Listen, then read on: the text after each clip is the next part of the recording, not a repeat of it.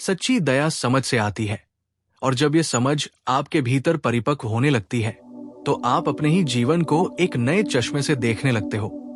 आप पाते हो कि जो दर्द आपने सहा वो आपको कठोर बनाने के लिए नहीं था, बल्कि आपको दूसरों के दर्द को समझने लायक गहराई देने के लिए था।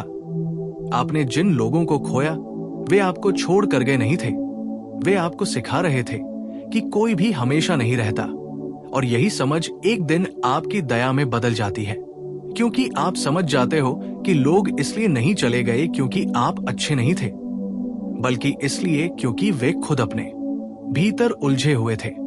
जब आप ये देख लेते हो कि हर इंसान की यात्रा अलग है, तब आप किसी से उम्मीद करना छोड़ देते हो, और बिना उम्मीद के भी आप प्रेम कर पाते हो, और बिना शर्त के भी आप दया दिखा पाते हो। धीरे धीरे आपकी चेतना इतनी विस्तृत हो जाती है कि आप किसी को गलत नहीं कह पाते। आप केवल ये देखते हो कि वो इंसान कहां पर अटका हुआ है, किस डर में फंसा हुआ है, किस भ्रम में जी रहा है, किस दर्द को ढो रहा है। इस अवस्था में दिल भारी नहीं होता, बल्कि हल्का हो जाता है, क्योंकि आप जान लेते हो कि चोट देने वाले लोग भी घायल होते हैं, गुस्सा करने वाले लोग भी खोए हुए होते हैं, चुप रहने वाले लोग भी भीतर कुछ न कुछ झेल रहे होते हैं। और जो आपसे दूर जाते हैं वे दूर इसलिए नहीं जाते कि वे आपको भूल गए, बल्कि इसलिए जाते हैं क्योंकि वे खुद को समझने की कोशिश कर रहे होते हैं। जब ये भावना भीतर गहराई से बैठ जाती है, तब आप किसी की नफरत का जवाब नफरत से नहीं दे पाते। आप जवाब देते ही नहीं, क्योंकि आप समझ जाते हो कि नफरत तो केवल भीतर के खालीपन से पैदा होती है। इस समझ के कारण आप धीरे धीरे एक ऐसी अवस्था में पहुंच जाते हो जहां किसी के शब्द, किसी का व्यवहार, किसी की आलोचना, किसी की चुप्पी आपको डिस्टर्ब नहीं करती, क्योंकि आप हर चीज को बाहर से नहीं भीतर से देखने लगते हो। आप उस कारण को देखते हो जिसके कारण वो व्यक्ति वैसा बना, और जब आप कारण देख लेते हो तो आपका मन क्षमा से भर जाता है। क्षमा दया का सबसे ऊंचा बिंदु है। क्षमा तब होती है जब आपके अंदर इतना प्रेम पैदा हो जाता है कि आप दूसरों की गलतियों को पकड़कर नहीं रखते, बल्कि उन्हें छोड़ देते हो, क्योंकि आप जानते हो कि जो पकड़कर रखा जाता है वो दिल को भारी करता है, और जो छोड़ आ जाता है वो आत्मा को हल्का करता है। जो व्यक्ति सच्ची दया को समझ लेता है वो निर्भय हो जाता है। उसे इस बात की चिंता नहीं रहती कि लोग क्या सोचेंगे, कौन क्या कहेगा, कौन चला जाएगा, कौन रहेगा, क्योंकि उसे पता होता है कि सब कुछ एक यात्रा है। कुछ लोग सीख देने आते हैं, कुछ लोग सीख लेने आते हैं, कुछ साथ चलने आते हैं, और कुछ सिर्फ राह दिखाने। जब ये भावना जन्म लेती है, तब आप अपने आप को भी दया से देखने लगते हो। आप अपने अतीत को भी समझ से भरकर देख पाते हो। आप अपनी गलतियों पर कठोर नहीं रहते, बल्कि उन्हें स्वीकार कर लेते हो। आप अपने दर्द को दोष देकर नहीं, बल्कि सीने से लगाकर समझते हो कि उस दर्द ने आपको कितना ताकतवर बनाया। आप अपनी कमजोरियों को छुपाते नहीं, बल्कि पहचानते हो कि कमजोरियां इंसान को इंसान बनाती है। और जैसे जैसे आपकी समझ अपने प्रति बढ़ती है, वैसे वैसे दूसरों के प्रति दया और गहरी होती जाती है। आप महसूस करते हो कि जीवन में दया रखना सबसे बड़ा सौभाग्य है, क्योंकि दया रखने वाला इंसान कभी अकेला नहीं होता। उसके अंदर एक इमेंस शांति बसती है, और यही आंतरिक शांति उसकी सबसे बड़ी शक्ति बन जाती है। दया आपको रिश्तों में भी बदल देती है। आप बात करने का तरीका बदल देते हो, प्रतिक्रिया देने का तरीका बदल देते हो, बहस करने का तरीका बदल देते हो। आप अब चोट पहुंचाने के इरादे से नहीं, समझाने के इरादे से बोलते हो। आप अब सुनते समय जवाब तैयार नहीं करते, बल्कि सुनते हो ताकि समझ सको। आपकी ये ऊर्जा रिश्तों में हीलिंग लाती है, और आपको एक ऐसा व्यक्ति बनाती है जिसके पास आकर लोग अपना बोझ हल्का कर देते हैं, क्योंकि उन्हें लगता है कि यहाँ उन्हें जज नहीं किया जाएगा। दुनिया में बहुत लोग बुद्धिमान हैं, बहुत लोग समझदार होने का दावा करते हैं, लेकिन बहुत कम लोग ऐसे होते हैं जिनके पास दया होती है, क्योंकि समझ विकसित करना समय लेता है, अनुभव लेता है और दर्द लेता है। दया उन लोगों के अंदर जन्म लेती है जिन्होंने जीवन को करीब से देखा हो, जिन्होंने टूटकर खुद को संभाला हो, जिन्होंने अंधेरों से निकलकर रोशनी पाई हो। ऐसे लोग अपने शब्दों से नहीं, अपनी उपस्थिति से हीलिंग देते हैं। उनके आसपास एक शांत ऊर्जा होती है जो बिना बोले भी सब कुछ कह देती है। दया आपको एक निष्क्रिय व्यक्ति नहीं बनाती, बल्कि आपको एक अवेयर व्यक्ति बनाती है। आप अब बाउंड्रीज तय करना सीख जाते हो, लेकिन बिना गुस्से के। आप डिस्टेंस रखना सीख जाते हो, लेकिन बिना नफरत के। आप ना कहना सीख जाते हो, लेकिन बिना किसी को छोटा महसूस कराए। ये दया आपकी चेतना को इतना ऊंचा उठा देती है कि आप प्रतिक्रिया के स्थान पर जवाब देते हो, और कई बार जवाब ही नहीं देते, बस समझकर आगे बढ़ जाते हो। और यही आपकी मैच्योरिटी साबित करती है। दुनिया में दो तरह के लोग होते हैं, एक वे जो हर चीज को पर्सनल ले लेते हैं, और दूसरे वे जो हर चीज को समझकर छोड़ देते हैं। समझ वाले लोग रेयर होते हैं, और दया उनमें ही जन्म लेती है। ऐसे लोग दूसरों के जीवन में रोशनी बनते हैं और अपने जीवन में शांति। और यही कारण है कि कहा जाता है, सच्ची दया समझ से आती है, क्योंकि बिना समझ के दया केवल सहानुभूति होती है, एक सतही भावना, और सतही भावना किसी को हील नहीं कर सकती। हीलिंग हमेशा गहराई से आती है, और ये गहराई समझ से मिलती है। और जब ये गहराई दया बनकर बाहर आती है, तो आप केवल इंसान नहीं रहते, आप एक सुरक्षित स्थान बन जाते हो, एक प्रकाश बन जाते हो, एक दर्पण बन जाते हो, जिसमें कोई भी अपने दर्द को देख सकता है और हल्का हो सकता है। सच्ची दया समझ से आती है। ये वाक्य जितना सरल दिखता है, भीतर उतना ही गहरा सच छिपा है, क्योंकि दुनिया में अधिकांश लोग दया को कमजोरी समझ बैठते हैं, जबकि सच्ची दया किसी भी इंसान की सबसे बड़ी ताकत होती है। लेकिन ये ताकत तब पैदा होती है जब मनुष्य समझना सीख जाता है। समझना कि लोग ऐसे क्यों हैं, वे ऐसा व्यवहार क्यों करते हैं, उन्होंने ऐसा क्यों कहा, उन्होंने ऐसा क्यों सोचा, उन्होंने चोट क्यों पहुंचाई, उन्होंने दूरी क्यों बनाई, उन्होंने गुस्सा क्यों किया, उन्होंने धोखा क्यों दिया, उन्होंने प्यार क्यों दिया, उन्होंने प्यार क्यों छिपाया, और उन्होंने चुप्पी क्यों साधी। जब आप किसी के व्यवहार के पीछे छिपे कारण को महसूस करना शुरू करते हो, तब आपकी आंखों में दया नहीं, समझ की रोशनी जगती है। और यही समझ धीरे धीरे दया में बदल जाती है, क्योंकि दया तब जन्म लेती है जब आपको एहसास होता है कि हर इंसान भीतर कहीं न कहीं टूटा हुआ है, डरा हुआ है, असुरक्षित है, संघर्षरत है, अपने अतीत का बोझ ढो रहा है, अपने घावों से लड़ रहा है, अपने अंदर के डर और इच्छाओं से जूझ रहा है। और आप पाते हो कि इंसान बुरा नहीं होता, बस अधूरा होता है। हर इंसान अपनी कहानी से बना है, और कोई कहानी बिना दर्द के नहीं होती। जैसे ही आप ये समझ लेते हो, आप किसी को जज करना छोड़ देते हो, और धीरे धीरे दया आपके भीतर भरने लगती है। और इसी दया से आपके भीतर एक नई इंसानियत, एक नया नजरिया, एक नया दिल जन्म लेता है। सच्ची दया तब आती है जब आप लोगों के शब्दों को नहीं, उनके दुख को सुनना सीख लेते हो, जब आप उनके बर्ताव को नहीं, उनके घावों को महसूस करना सीख लेते हो, जब आप उनकी गलतियों को नहीं, उनके संघर्षों को पहचानना सीख जाते हो, जब आप उनकी चुप्पी को नहीं, उनकी थकान को समझ लेते हो, और जब आप उनके गुस्से को नहीं, उनकी असुरक्षा को देखना सीख जाते हो। दुनिया में गुस्सा कम है, दर्द ज्यादा है, नफरत कम है, घाव ज्यादा है, गलतियां कम है, अनुभवों का बोझ ज्यादा है। और जब आप ये जान लेते हो, तब आपके अंदर दूसरों के लिए करुणा का झरना बहने लगता है, क्योंकि सच्ची दया का जन्म सहानुभूति से नहीं, समझ से होता है।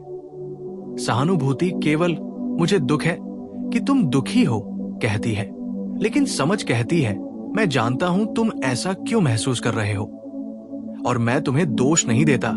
ये एक साधारण सा बदलाव नहीं है, ये इंसान की चेतना का सबसे बड़ा उत्थान है।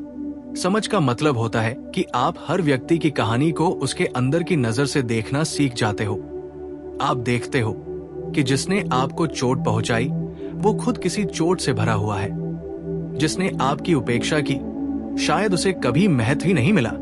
जिसने आपको धोखा दिया, शायद उसे खुद जिंदगी ने धोखा दिया था। जिसने आपको दूर किया, शायद उसे खोने का डर था। जिसने आपको नीचा दिखाया, शायद वो खुद को ही अंदर से छोटा महसूस करता था। जिस व्यक्ति ने प्यार जताना नहीं सीखा, शायद उसने कभी सच्चा प्यार पाया ही नहीं। और जिसे गुस्सा आता है, वो भीतर से बहुत नाजुक होता है। जब ये समझ आप में आती है, तब आप महसूस करते हो कि दया इंसान को छोटा नहीं बनाती, बल्कि उसे विशाल बना देती है। दया आपको कमजोर नहीं करती, बल्कि इतनी शक्ति देती है कि आप किसी की गलतियों को देखते हुए भी उन्हें जज नहीं करते। आप किसी की कड़वाहट को देखते हुए भी जवाब में कड़वाहट नहीं देते। आप किसी की चुप्पी का सामना करते हुए भी समझ से काम लेते हो। ये दया आपको क्रोध से, जलन से, प्रतिस्पर्धा से, तुलना से और अहंकार से मुक्त कर देती है। दया का मतलब ये नहीं कि आप किसी की गलतियों को स्वीकार कर रहे हो। दया का मतलब है कि आप समझते हो कि इंसान अपनी परिस्थितियों, मानसिकता और अनुभवों के अनुसार ही काम करता है। आपकी समझ आपको सीमा भी देती है और शांति भी। समझ आपको ये भी बताती है कि कब किसी के करीब रहना है और कब दूरी बना लेना है।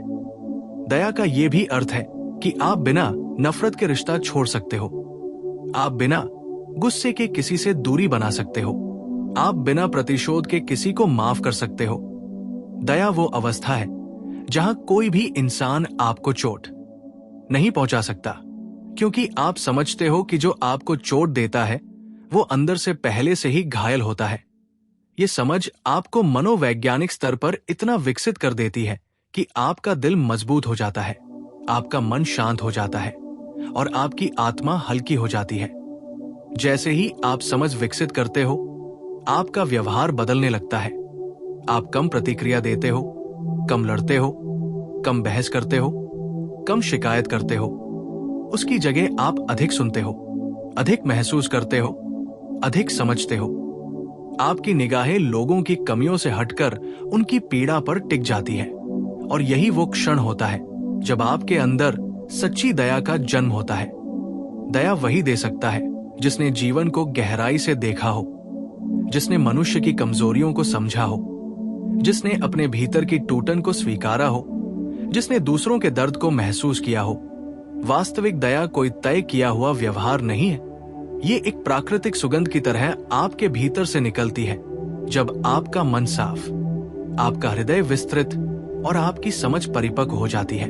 दया वह स्थिति है जहां आप ये मान लेते हो कि हर इंसान अपनी यात्रा पर है। कोई अभी बच्चा है, कोई किशोर जैसी चेतना में है, कोई समझदार है, कोई परिपक्व है। यानी हर इंसान अपने स्तर पर जी रहा है और स्तर को दोष नहीं दिया जा सकता। आप किसी बच्चे से पूछेंगे कि वो ऊंची पहाड़ी क्यों नहीं चढ़ सकता? नहीं ना? तो फिर किसी इंसान को उसकी भावनात्मक क्षमता पर क्यों दोष देना? जब ये एहसास भीतर आता है तो दया स्वतः बहने लगती है। दया किसी की मदद करने का नाम नहीं है। दया का पहला अर्थ है समझना, दूसरा अर्थ है स्वीकार करना और तीसरा अर्थ है गुस्से या नफरत के बिना व्यवहार करना। लेकिन ये दया तभी आती है जब आप खुद जीवन को समझने लगते हो। जीवन कभी किसी को आसान नहीं मिलता। हर किसी के हिस्से में अंधेरा, संघर्ष, निराशा, टूटा हुआ दिल, गलतियां, अपराध बोध, पछतावा, अकेलापन और ढेरों भ्रम आते हैं। ये जीवन की प्रकृति है। जैसे ही आप ये देख लेते हो कि जीवन हर व्यक्ति के साथ अलग अलग खेल खेलता है, तब आप दूसरों के प्रति कोमल हो जाते हो। ये कोमलता कमजोरी नहीं है, ये सबसे ऊंची बुद्धि है। और जो दया समझ से जन्म लेती है वो हमेशा शांत, स्थिर और शक्तिशाली होती है। वह दया किसी को बोझ नहीं देती, बल्कि उसे हल्का कर देती है। वह दया किसी को छोटा महसूस नहीं कराती, बल्कि उसे करीब ले आती है। वह दया किसी रिश्ते को नहीं तोड़ती, बल्कि टूटे हिस्सों को जोड़ने में सक्षम होती है। असली दया वह है जिसमें अहंकार नहीं होता, श्रेष्ठता का भाव नहीं होता, दिखावा नहीं होता।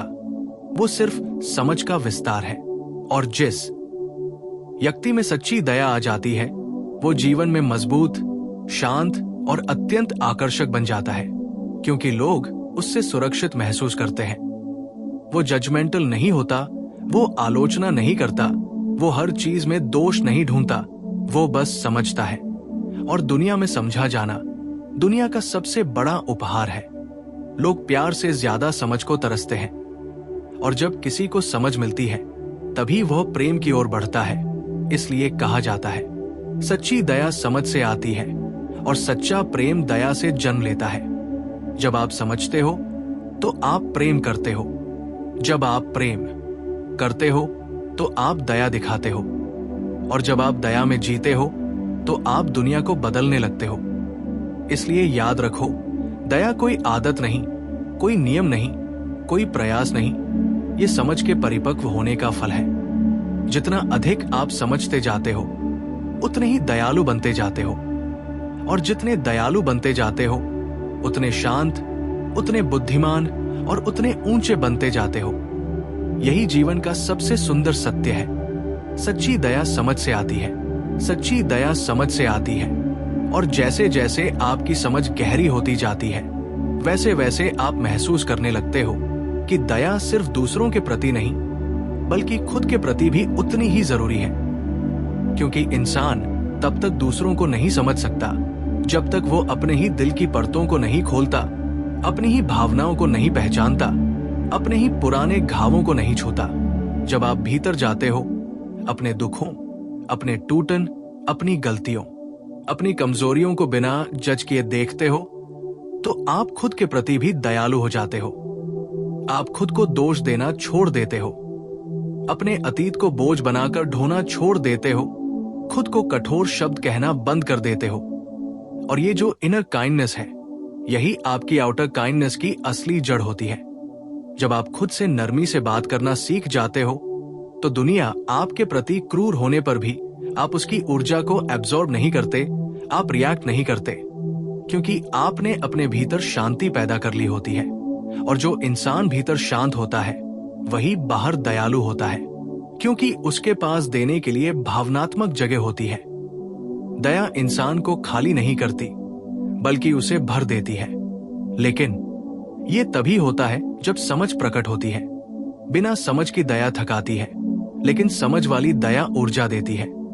समझ आपको बताती है कि कब किसी की मदद करनी है और कब उससे दूरी बना लेनी है, क्योंकि समझ ये भी जानती है कि हर मदद वास्तव में मदद नहीं होती। कई बार किसी को अपनी यात्रा खुद पूर्ण करनी होती है, कई बार किसी को अपना दर्द खुद समझना होता है, और कई बार किसी को अपनी गलतियों से खुद सीखना होता है। दया का अर्थ ये नहीं कि आप हर किसी के लिए खुद को मिटा दें। दया का अर्थ ये है कि आप जानते हैं कहाँ देना है, कितना देना है, किसको देना है और कब नहीं देना है। ये क्लैरिटी तभी आती है जब समझ परिपक्व होती है। और जैसे जैसे आपकी समझ बढ़ती है, आप देखना शुरू करते हो कि हर इंसान का व्यवहार उसकी मैच्योरिटी लेवल से आता है।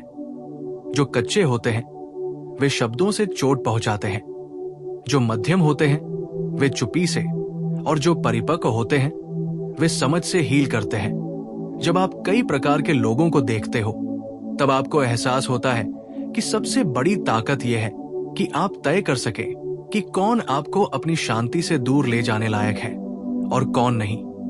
दया आपको सीमाएं सिखाती है, दया आपको ऊर्जा बचाना सिखाती है, दया आपको लोगों को वही स्वीकार करना सिखाती है जहां वे खड़े हैं, चाहे वो स्तर कितना भी कम क्यों ना हो। और यही एक्सेप्टेंस आपको मुक्त करता है, क्योंकि जब आप लोगों को बदलने की कोशिश छोड़ देते हो, तब आपकी ऊर्जा संघर्ष में नहीं बल्कि समझ में लगती है।